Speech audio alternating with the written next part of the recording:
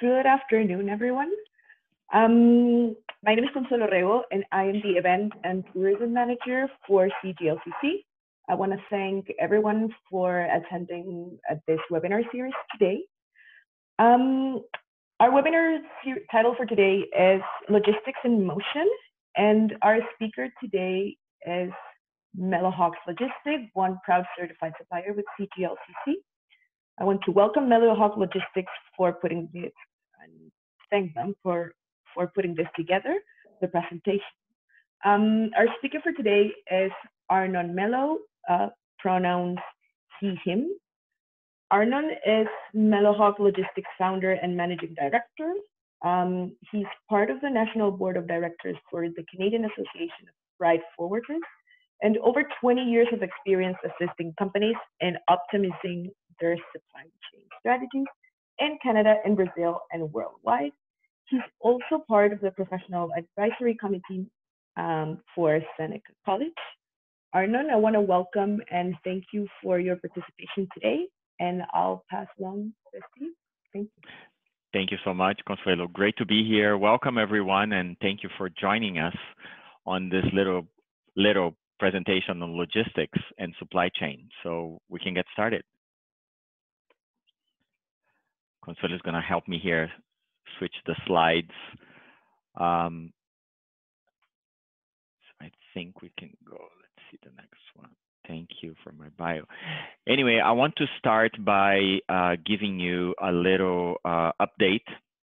I know you're probably sick of hearing about COVID-19 and the effects that it's having in the world and our economy, but I think it is important as part of this presentation to give you an update what's happening in the world and in Canada in terms of supply chain due to COVID. So an air update for you guys. As you can imagine, air capacity shortage for postal services is increasing as many airlines are changing the configuration of their planes, their passenger planes, to now that they cannot take passengers in this moment, they're taking cargo above and at the bottom part of the plane as well that normally took cargo. So they're trying to maximize their space. So an example here is LATAM and Austrian Airlines that are changing up to 20 to 35% their cargo capacity in their planes to try to minimize the losses they're having. So executives are projecting their airlines won't return to pre-crisis business level until 2023 at the earliest, and it will be at no more than 75% of capacity by the end of 2021. Also, Air Canada is predicting the impact of the corona virus will result in a lot of job losses for this airline, and expect capacity in the third quarter to be 75% below last year's level, from 85 to 90% drop in current quarters. So as you can see, a lot of the airlines are, some of them are talking about going bankrupt because they can't keep up with the fact that they don't have passengers anymore. One slide that I didn't put it here was about ocean shipment, as you can imagine, also being affected, but less, because ocean is still moving worldwide. The issue on the ocean side is that equipment or the container itself is being delayed in arriving at some countries. So there is no equipment to load product into containers because China was closed for so long. And now the rotation of containers in the world is coming to a crunch point where some countries don't have the equipment they need. So they predict that this is going to get better in the next month as things are moving now out of China. Ocean continue to move in a little bit of a slower pace, but it's still a great option to move cargo worldwide. On the Canadian business government, the Canada-US-Mexico agreement. So Canada has agreed to maintain a minimum value of 150 Canadian for customs duties and $40 for taxes on low-value parcels that can be imported duty tax-free, usually with a simplified customs process when shipped by courier from US and Mexico. As you can imagine, a lot of couriers go between the three countries, part of the new NAFTA that starts on July 1st this year. So there's new regulations about that. We're going to talk a little bit more later. And BDC's Pierre Clairaut believes business owners are worried about repaying debt, building reserves, and building confidence. As you can imagine, a lot of business are looking for help financially wherever they can get to stay in business during this time. So a little update what's happening for you in terms of logistics due to COVID. So we can go to the next one, please. So what's a freight forwarder? So a freight forwarder is an agent that moves cargo from point A to point B.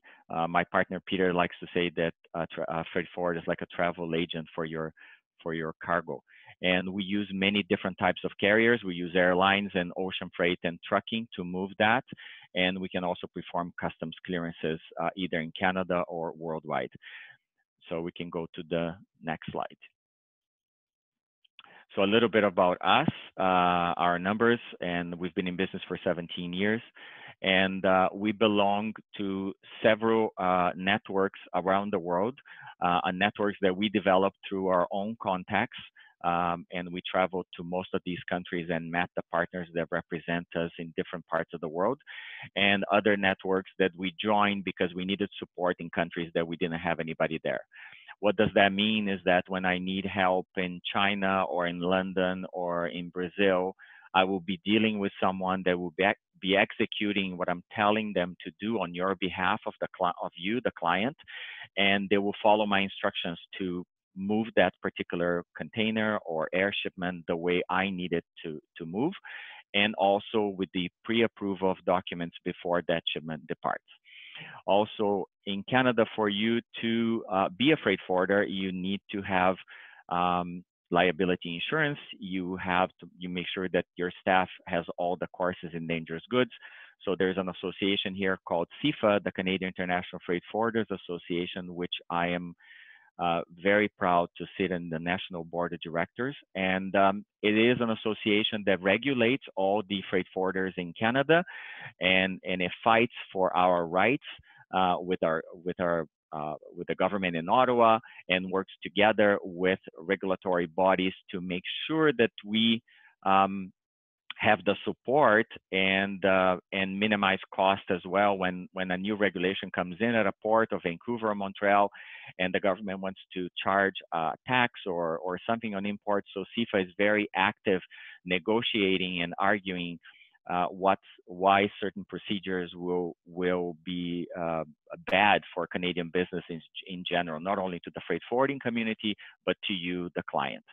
So that's basically how we operate worldwide. So the next slide, please. Some of our services, again, we move cargo by air, ocean, trucking, but we also are heavily involved in trade shows and exhibitions worldwide, where we can move your product to a trade show and then bring it back to Canada on a temporary basis or on a carnet basis. We have the license and permits and insurance to move all types of cargo, dangerous goods and perishables. We do a lot of planning and consulting in logistics. So let's say you're going to try to penetrate with your product to a new market, a new country.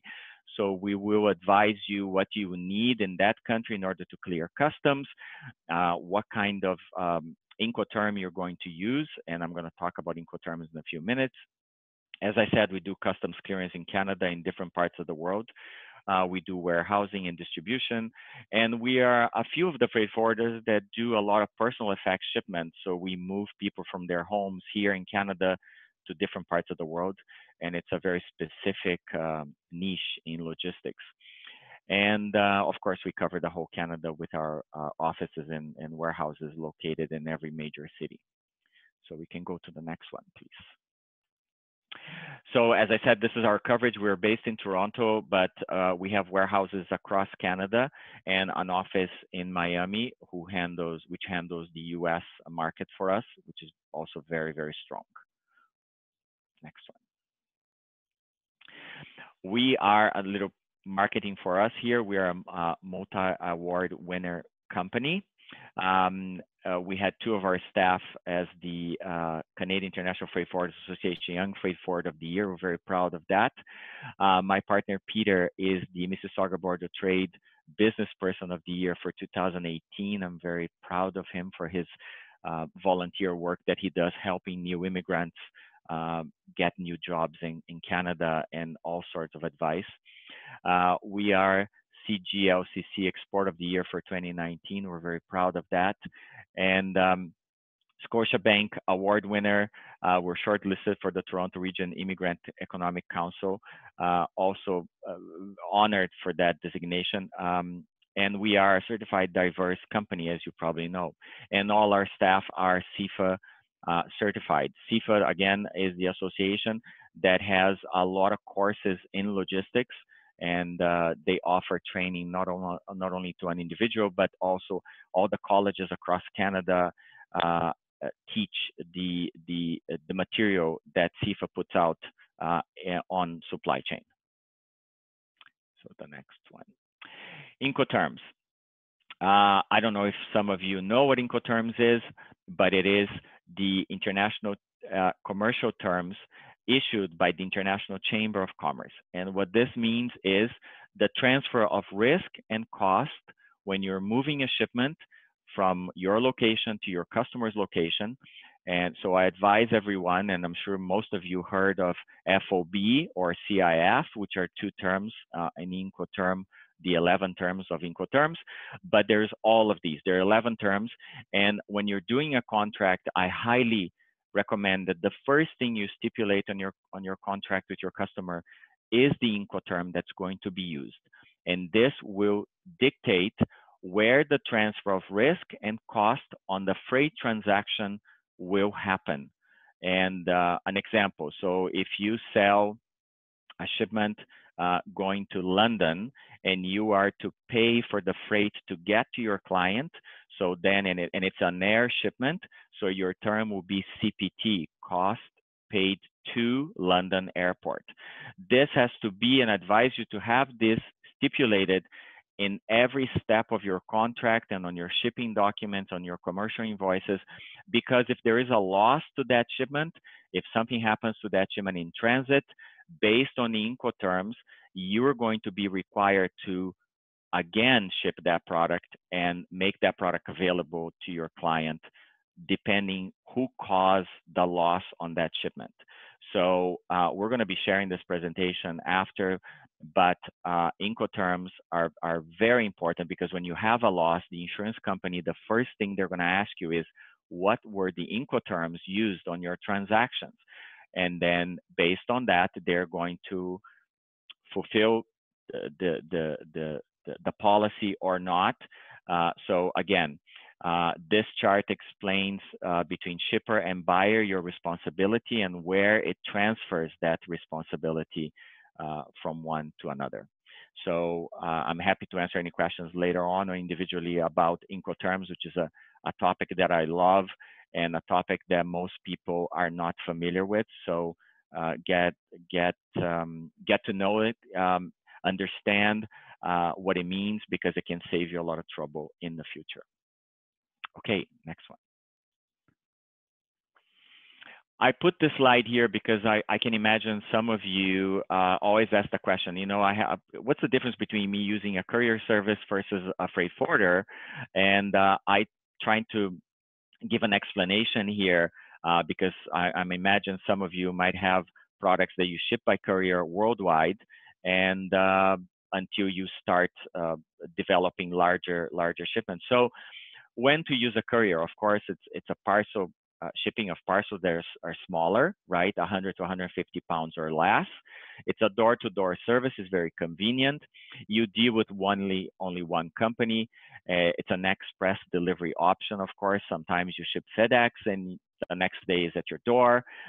But it is a high price per kilo, depending if your box is very large and very heavy, you're going to pay a lot of money to do a courier.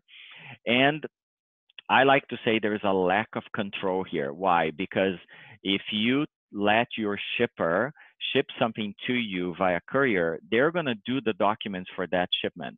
They're going to do the commercial invoice and packing list. They're going to do the FedEx bill. If they make a mistake in those documents, or they don't know the regulation for Canada or another country, that shipment can be stopped at customs at any point. And then you're going to be calling FedEx. And when you call customer service at FedEx or a courier company, you get one person today.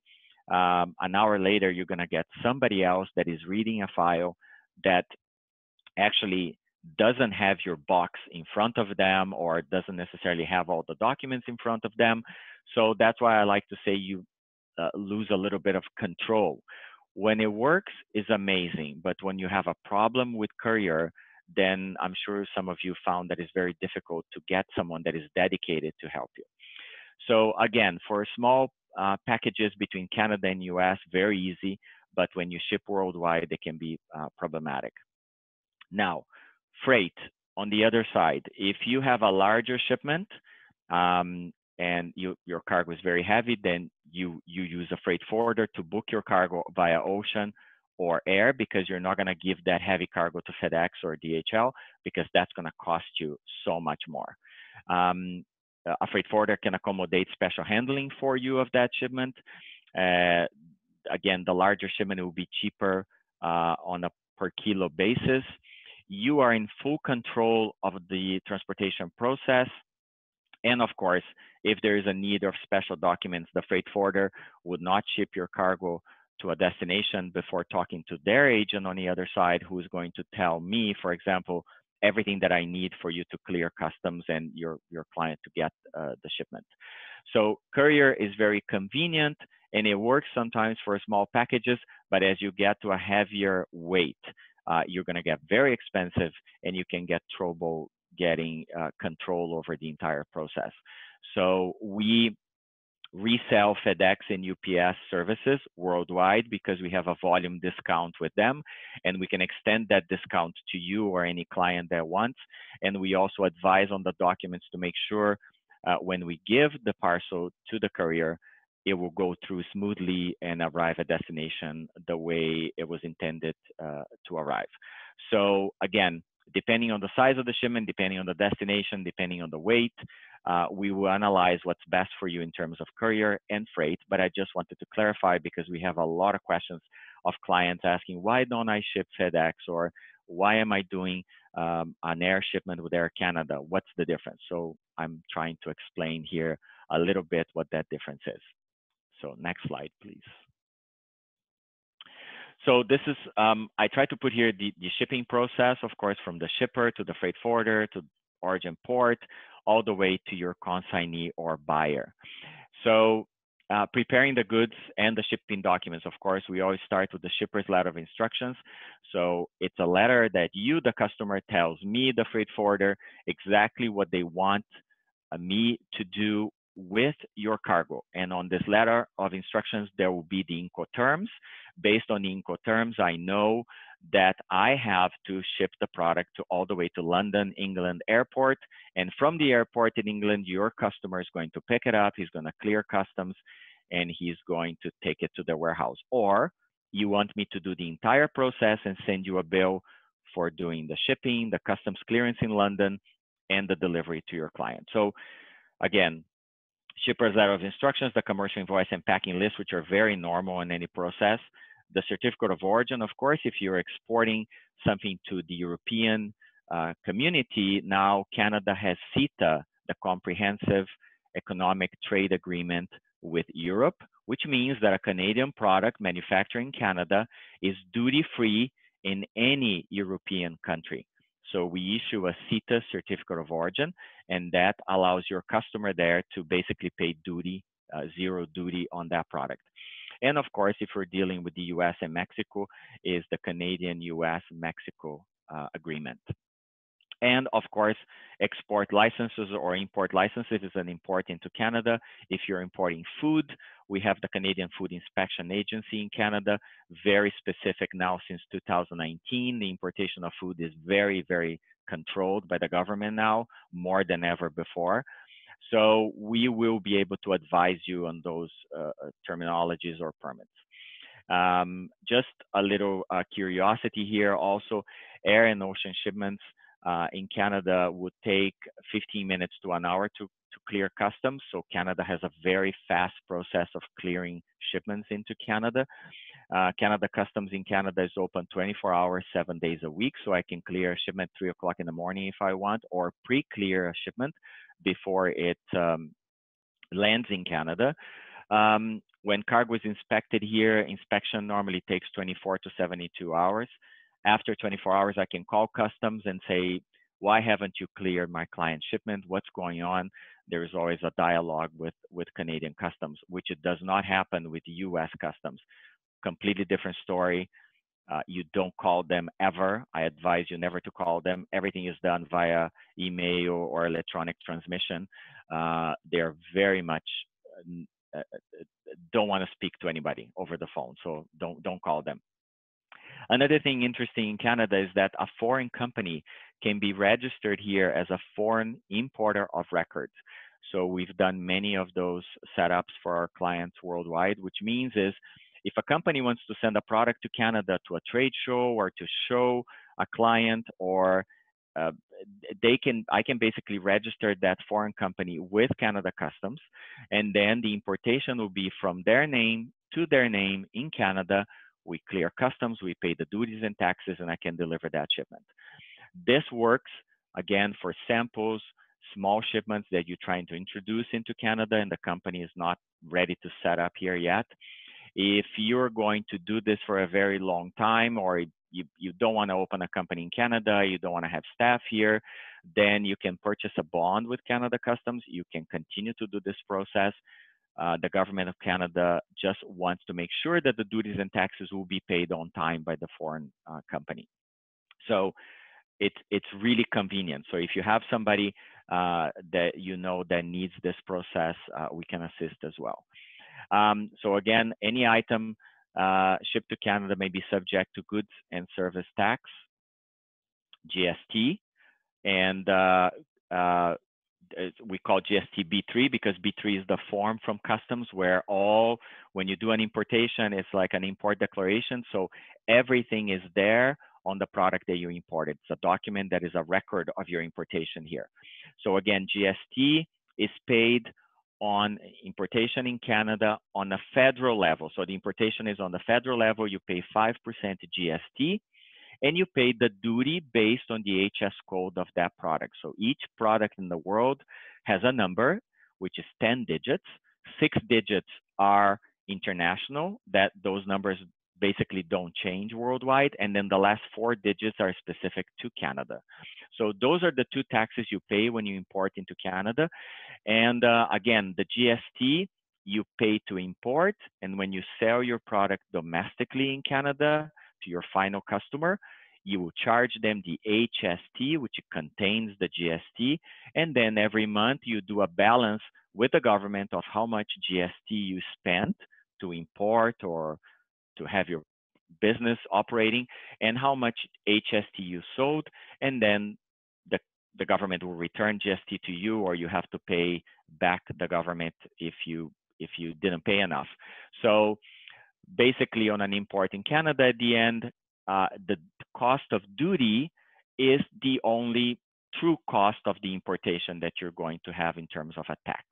Okay, so again, very important to know the HST of your product and where your product is manufactured, because based on the HS code and the country of manufacture, I can determine how much duty you're going to pay on an importation of a product. Next slide, please. I hope I'm not going too fast. I hope I'm making myself clear. Sorry if I'm repeating too much, but I can answer any questions after as well. Risk and compliance. Huge right now in the world. Some of you that are importing or exporting products that contain lithium battery. Lithium battery today is one of the main concerns in air freight worldwide because of, as you can imagine, plane goes very high in the sky and there is pressure changes and there is altitude. There is many things chemically that can happen to a battery, and that battery can catch on fire. It could be close to something else. So when you ship something that contains a battery immediately you have to ask for the MSDS sheet, the material safety data sheet of that equipment. We have to report that to the airline, and we are certifying dangerous goods as well. So I have a book, and I will check depending where it's going, which airline is being used. There's going to be a different regulation for that battery. So we put a picture here of many accidents that happen when somebody did not declare a product with batteries, and that battery caught on fire either before going into a plane or on the plane. So it's a very, very serious matter. So if you don't understand about dangerous goods or what it can be a dangerous goods, so you can ask your freight forwarder or ask me, and I'll be able to tell you. But nowadays, when somebody's shipping an equipment, the first thing I say, does it contain a battery? It doesn't matter if the battery, it can be very small, it can be one battery, it must be declared, it must be labeled correctly, because a lot of problems can arise from non-declaration. So there you go. Next slide. So in summary, I know we talked in the beginning about COVID and the effects that it has on supply chain. I just want to recap with you because price, of course, of logistics and supply chain is changing daily. It has increased 300% in some lanes because there's no passenger planes, and cargo plane in some areas of the country, the world, are charging so much money to get product into Canada. We are moving to a paperless economy, which is a trend right now. Canada is very much, even before COVID, we're very, very good in terms of electronic clearances, electronic transmission of data, but even customs now on some aspects of that we had to present physical paper is adapting everything to the electronic version because we cannot go to customs or we have restrictions moving around. So a paperless economy is a trend. We see a strong e-commerce investment. A lot of our clients are asking us how we can help them get into e-commerce with the software that we have in terms of stocking the product and then shipping the product, and they control everything remotely. Supply chain unpredictability continues, as you can imagine. Every 24 hours, we have to adjust to changes. Today, I have a route for air cargo going somewhere, but tomorrow, the airline might not be operating that destination, and I have to look for an alternative. Greater sense of cooperation more than ever. We're doing webinars like this. We are talking about supply chain. We're talking about logistics and challenges. We're sharing stories because it is through sharing that we help each other find a solution for whatever problem you might be facing. I encourage you always to seek government support, the Can Export Fund, of course, but EDC, the BDC, all these government programs have help not only financially, but ideas how you can move your product and help you find a solution to the supply chain problem you're having. The Canada-US-Mexico agreement, which comes in effect in July, lots of changes there, but is also going to help boost the economy between our three countries, and hopefully you know, a lot can be done by road between the three countries, which we do a lot between Mexico and US. Our biggest trading partner is the US, and we still do trucking every day, and it's still moving fine. So there you go. And of course, review your budget and cut unnecessary expenses. Everybody's cutting expenses no matter where they are, and that means looking for alternative in supply chain. If you're shipping a lot by air before and now you don't have that option, so then plan ahead and do your shipping by ocean. There is LCL that you can do less than a container load. You can do full load if you have a lot of product. And of course, ocean, the more you ship, the less it costs per kilo.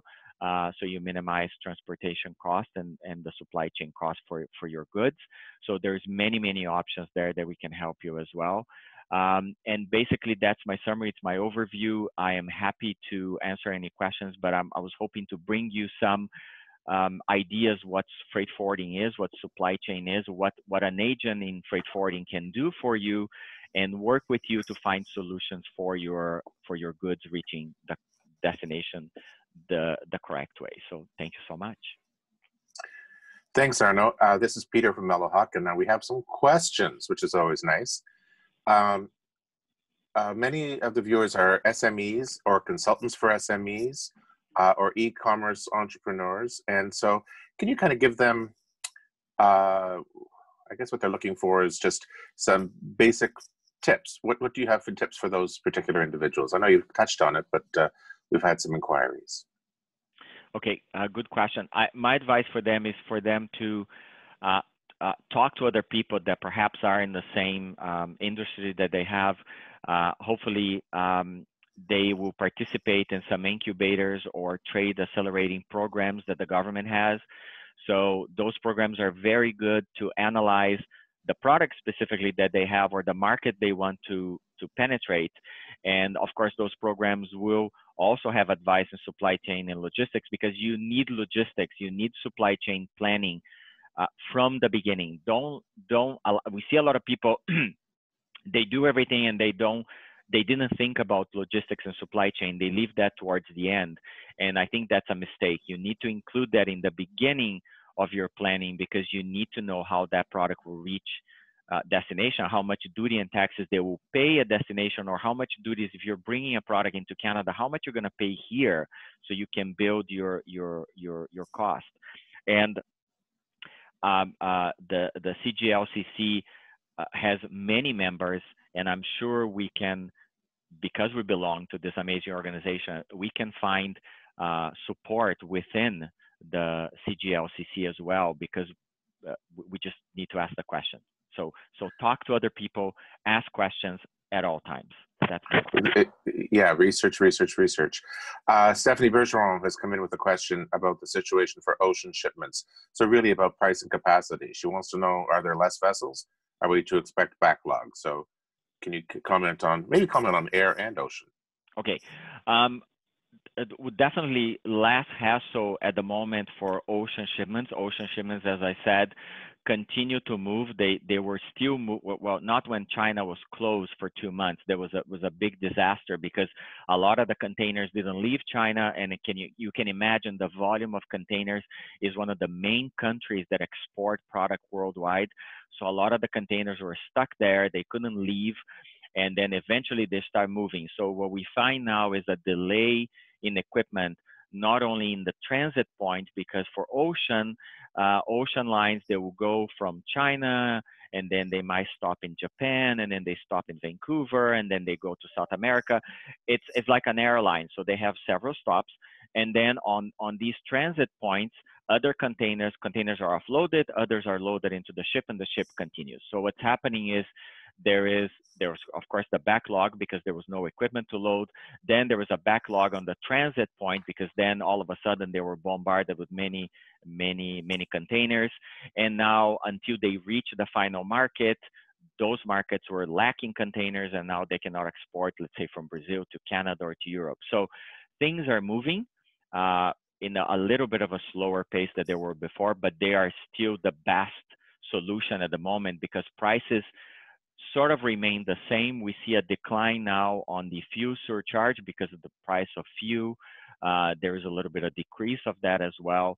But ocean, if you can, is still a very good option if you plan ahead. Okay. On the air, of course, I gave an update at the beginning. It's still a crisis worldwide because there is no passenger routes going anywhere.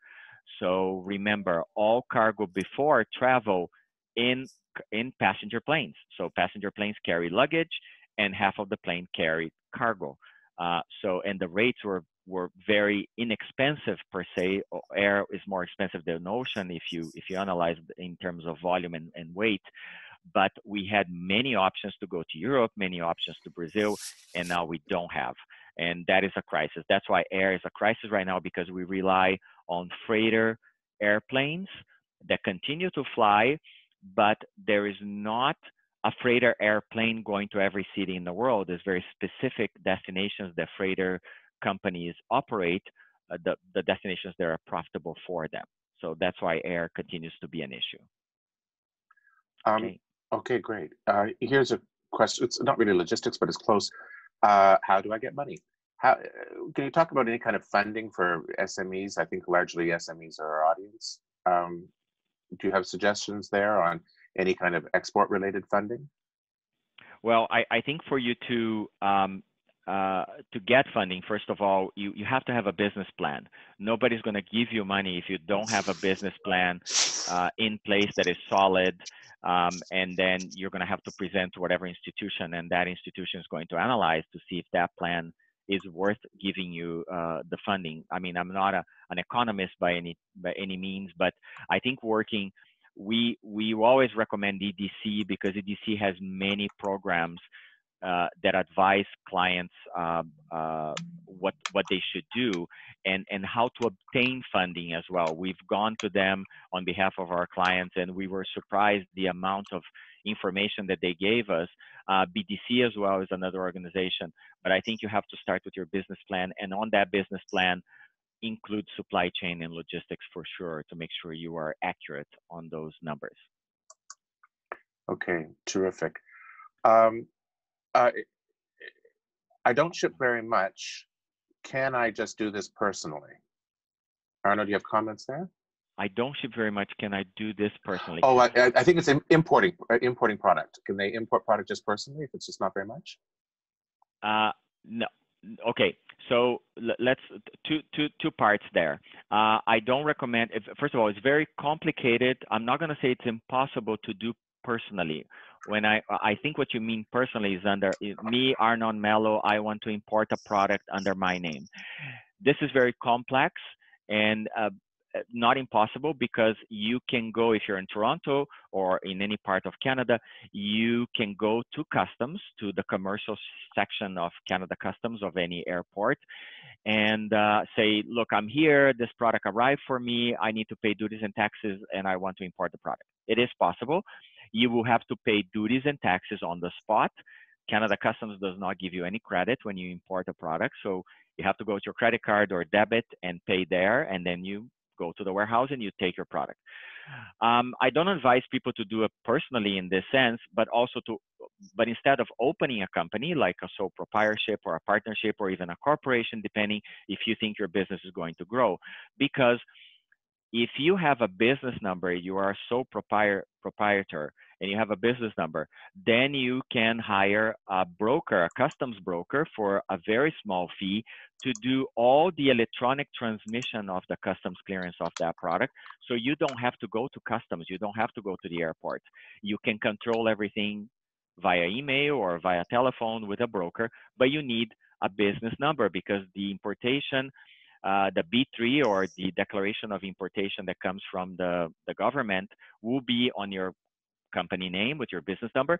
And remember, everything that you pay to import a product, you can then deduct on your income tax for your company. So it's a benefit for me. I see it as a benefit to have a business and be able to apply my cost towards the income tax that I'm going to do for my company at the end. And it's very convenient.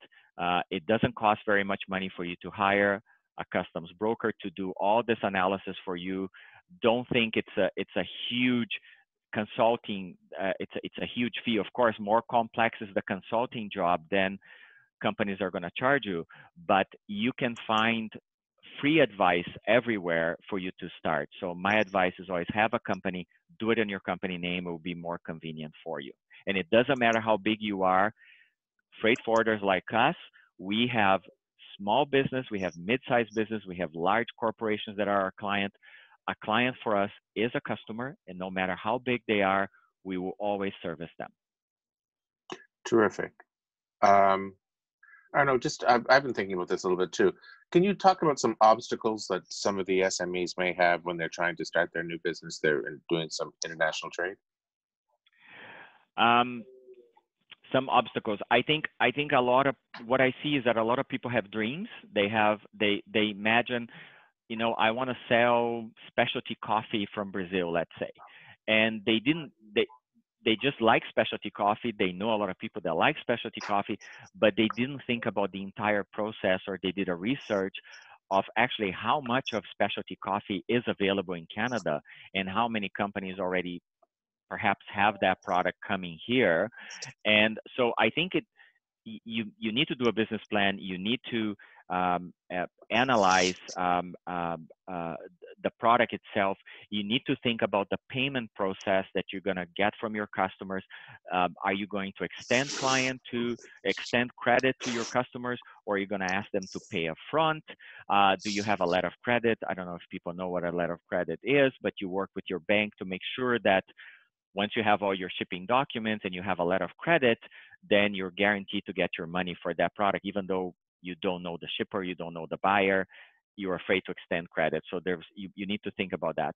And of course, look at models like Shopify and Amazon to see what they're doing, because they also have programs that can help you in distributing that product.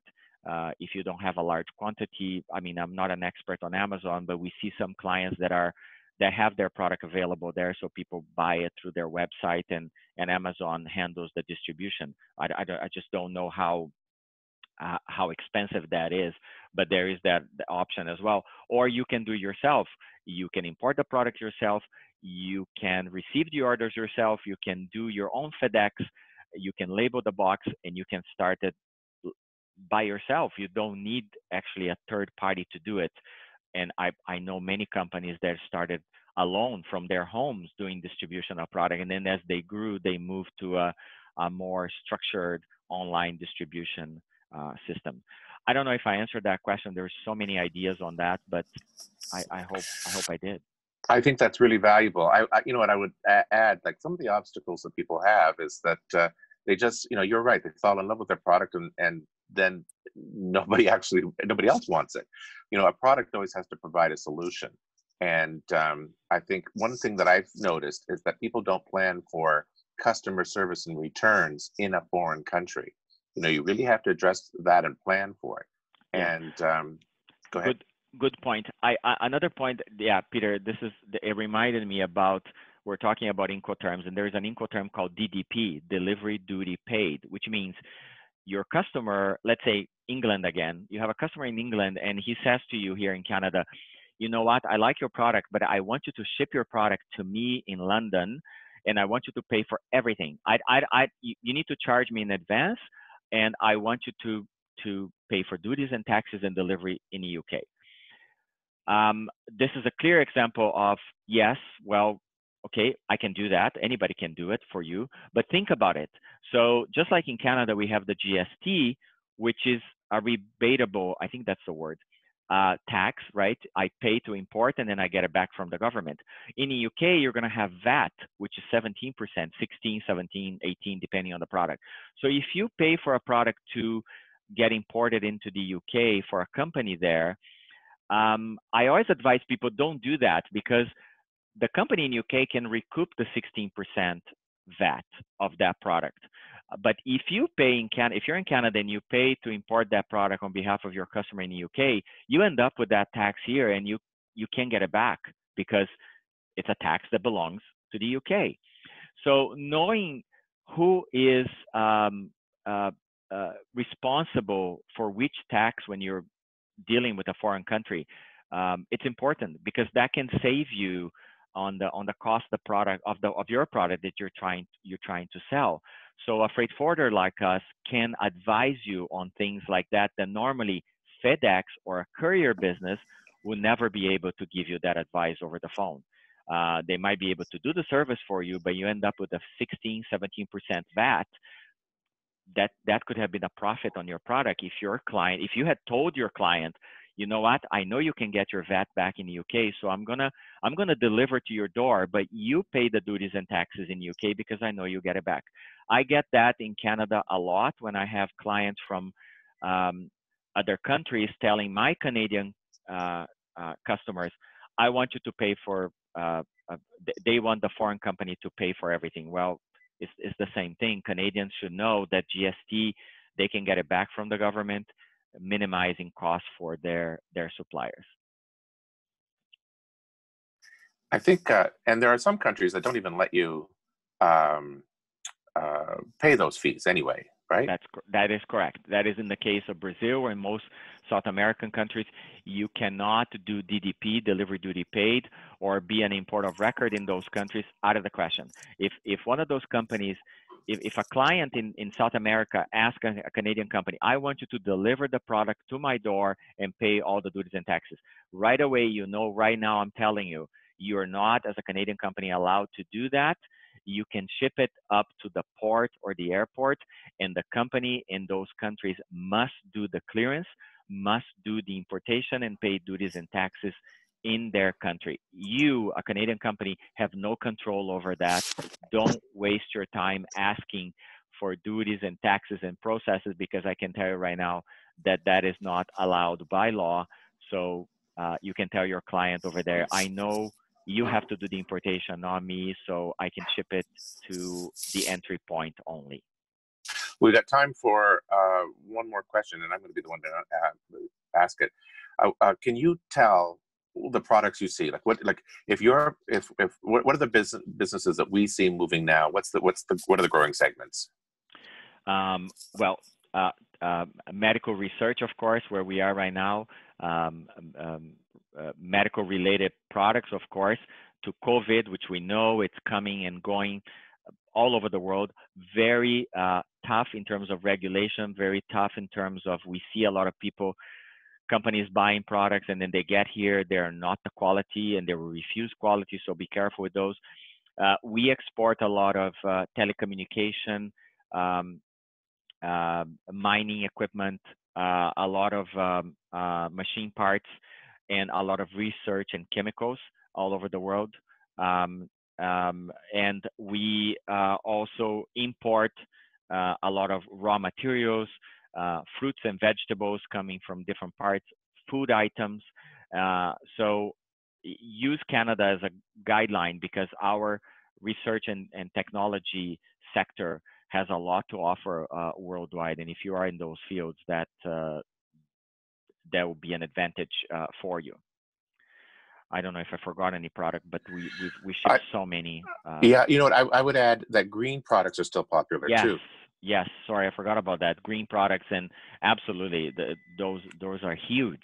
And a lot of Canadian companies that we know and members have developed amazing products that are saving lives worldwide, right, Peter, as we know, and fighting bacteria and mosquitoes everywhere. So yeah, those are important. And I just want to do sort of one last thing to remind everybody that the Canada brand is really, really valuable. Yes. And so when you're doing your international business and when you're doing your shipping, the fact is, if you are from Canada, you really have something to sell. So, you know, the world, it respects compliance and quality from Canadian companies. Absolutely. Arno, I think you have to wrap up. Okay, wonderful. And again, ask lots of questions. There's lots of free stuff that the government offers you. So don't pay for that kind of information. So go after those free programs. Thank you very much. It was a pleasure being here with you today. Thank you, Arnon. Is there an email our participants can direct questions if they have in the future? Yes, on my last slide, if you just move to the last, I think we put our general email that comes to all of us, info@mellohawk.com, or on our website, mellohawk.com. We're happy to help and advise. And what we want is for Canadian companies to be successful, not only in Canada, but worldwide. And if we could contribute in any way to that success, that's what makes us really say that we've accomplished our dream. So there you go. I want to thank you for your participation today, you and your team. I want to remind the rest of our participants that we are recording this presentation, and then we will share it in CGLCC Resource Hub. I want to invite everyone to register for our upcoming digital summit, which is happening June the 8th until June the 12th. Registrations are open. There's a possibility of having, there's a virtual trade show, and there's a possibility of getting your own virtual booth and specific matchmaking and networking instances. So I strongly encourage people to check cglcc.ca/summit so you can get all the information around that. once again, thank you, Arnon, for your time. Thank you and your team. And I hope we could defeat COVID anytime soon. Yes. Be safe, everybody. It was an honor to be here with you today. So take care. Thank you. Bye.